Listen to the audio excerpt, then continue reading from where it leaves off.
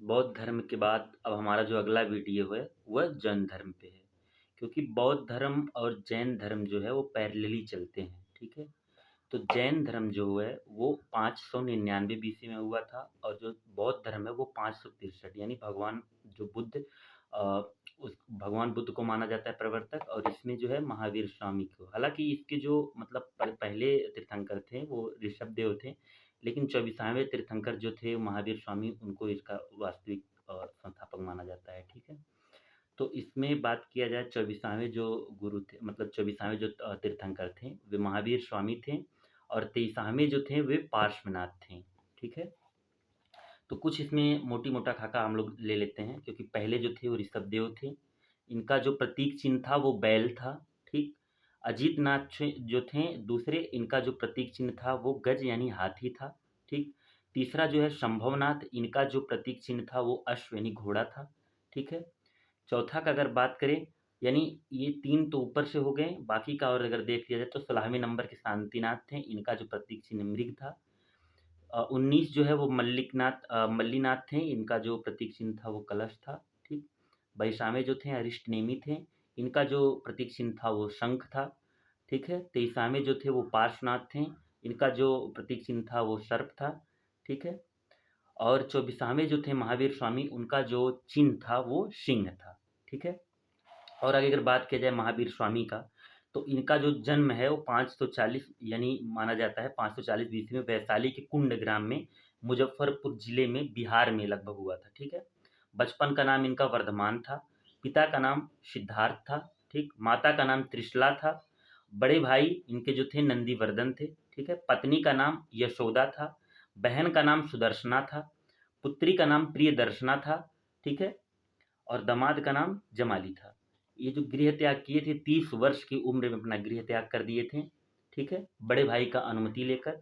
और 42 वर्ष में इन्हें ज्ञान की प्राप्ति हुई, ठीक है, ऋजुपालिका नदी के तट पे, ठीक।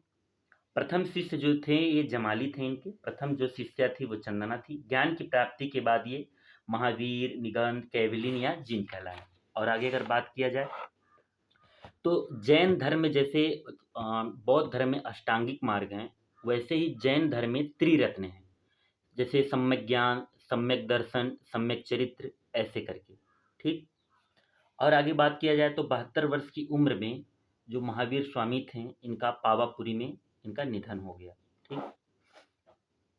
और अगर स्वरूप की बात किया जाए जैन धर्म के स्वरूप का, तो इसमें क्या है, ईश्वर की सत्ता को खारिज कर दिया है, नास्तिक धर्म है, ठीक। आत्मा के अस्तित्व को मानते हैं, पुनर्जन्म में विश्वास है इनका, और मूर्ति पूजा को खंडन कर दिया है, ठीक। और आगे चल के इन जो है महावीर स्वामी जो थे, मतलब ये जैन धर्म के प्रवर्तक, तो आगे चल के जैन धर्म 2 भागों में विभाजित हो गया, ठीक है। एक तो श्वेतांबर हो गया, एक आपका दिगंबर हो गया। तो श्वेतांबर वाले जो थे वे इस मत को श्वेत वस्त्र धारण करते थे, श्वेतांबर वाले, ठीक है। उसी को आगे चल के स्थूल बाहु और दिगंबर को भद्र बाहु कहा गया, ठीक है।